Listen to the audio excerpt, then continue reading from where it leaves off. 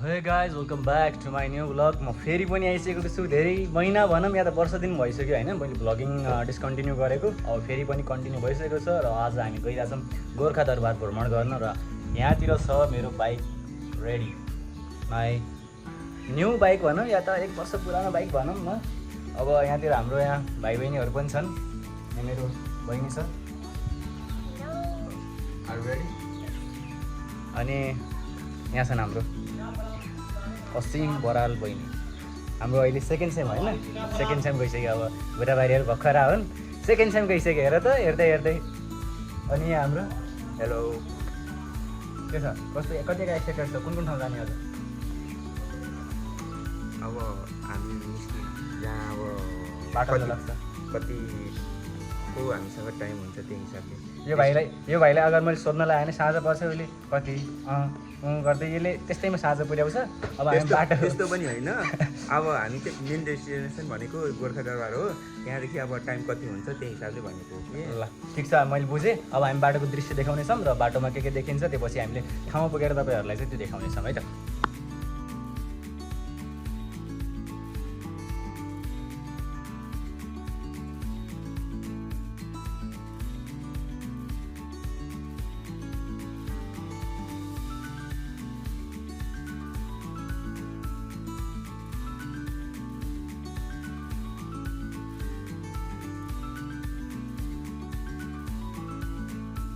So guys हामी अहिले यहाँ छौँ गोर्खाको डाँडा। कुन डाँडा थाहा छैन, बट यहाँ फोटो क्लिक गरेँ। यहाँ यस्तो भ्यू छ, हेर्न सक्नुहुन्छ।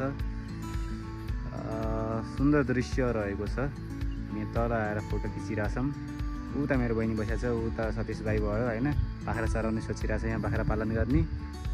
पछि पछाड भएपछि यहाँ चाहिँ बहिनीले अब घाँस कसरी काट्ने के गर्ने। पहाडी इलाकामा भेटनेरी हस्पिटल तल रहेको छ। त्यहाँ दृश्य हेर्न सक्नुहुन्छ, एकदमै रमाइलो छ। अब हामी त्यहाँ माथि त्यो कता मन्दिर कता गयो त देखिरह होला, यो वाला मन्दिर, त्योमा हामी जान्छौँ। भर्खरै जानेछौँ हामी पछि क्लिपहरू जोड्दै गर्नेछौँ। Stay tuned with us. By by गर त्यतिसम्मको लागि।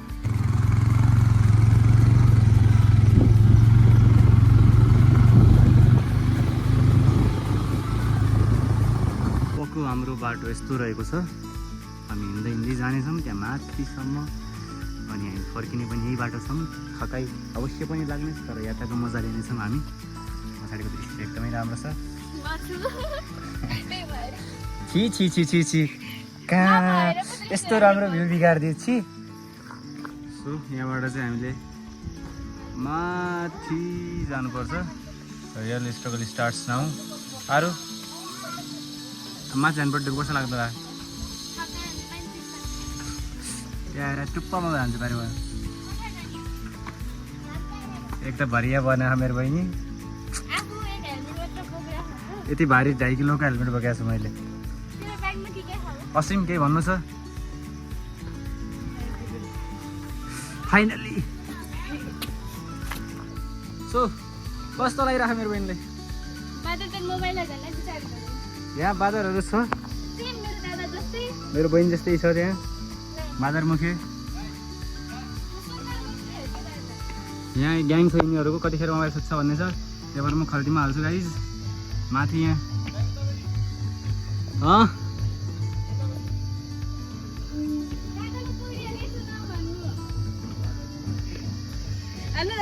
के भने एकचोटि फेरि भन्दा ल भन् ल भन्न भने यहाँ भन्नु ल। ल हेर है, हेर को जो भइरहेछ उसले, हेर के भने यहाँ।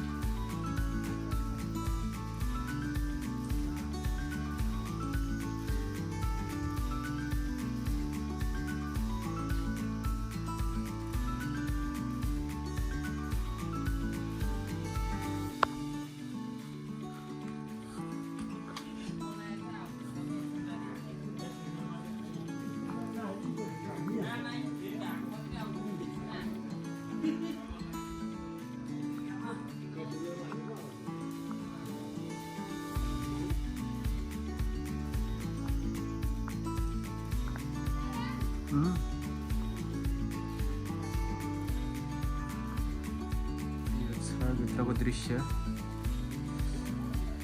यहाँ बसाइका बस्ने ठाउँ अरे हाम्रो असिम बहिनीले भनेको हाम्रो आज गाइड धेरै कुरा थाहा छ यिनलाई आज थाहा नभए जस्तो गरेर छिन्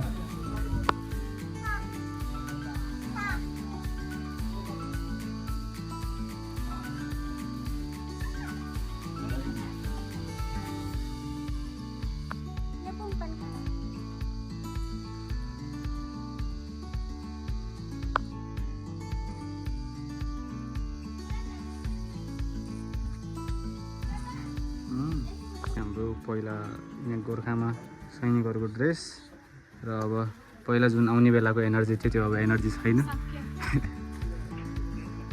गइरहेछौँ फर्किरहौँ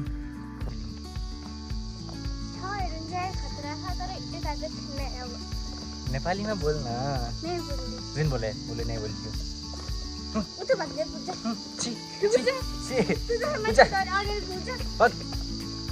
यस्तो मान्छेसँग भ्लग बनाउँछु यो लेभलै मिल्दैन कि अब आफ्ना लेवलमा गरीब एक जो गरीब हो है ना जो अपनी हरकतों से हो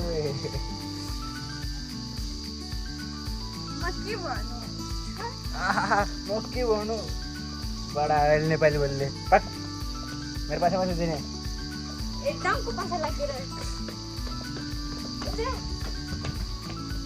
आइ पछा पछ आब्जी नै तिमी पनि पछि न है पछि पछि फलो गर्ने होइन मलाई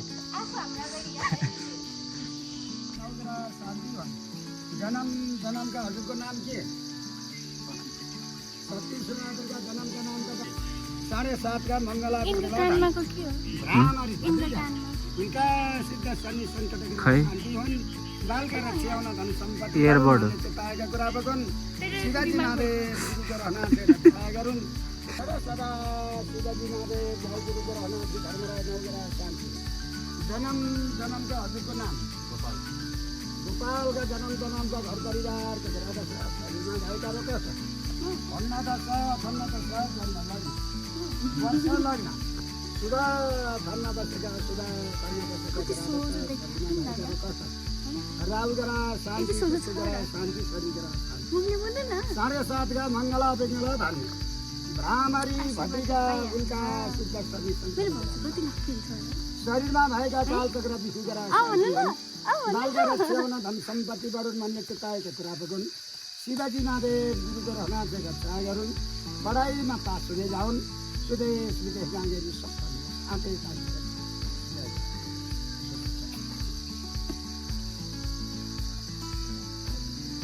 ब्रह्माण्डकारी केन्द्र अन्तकारी नाम बिगारेर थियो हामीहरूको उसको नाम बिगाऱ्यो उसको नाम बिगाऱ्यो गोपाल दाई म जस्तो मान्छेको नाम बिगारेपछि तपाईँको किराडी टोक्यो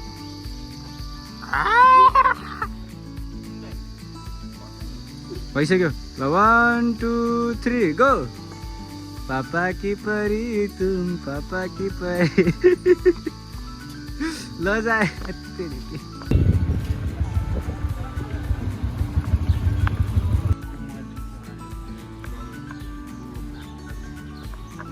कुन ठाउँ जाने सङ्ग्रहालयभित्र प्रवेश गरिरहेका छौँ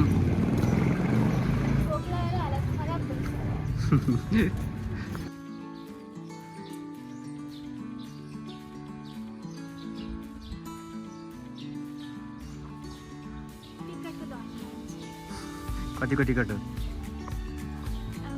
10 रुपैयाँको ठाउँमा 25 विद्यार्थी भएर पनि होइन आइडी कार्ड नबोक्नु घाटा बोक्नु पर्दो रहेछ के ल यहाँ अगाडि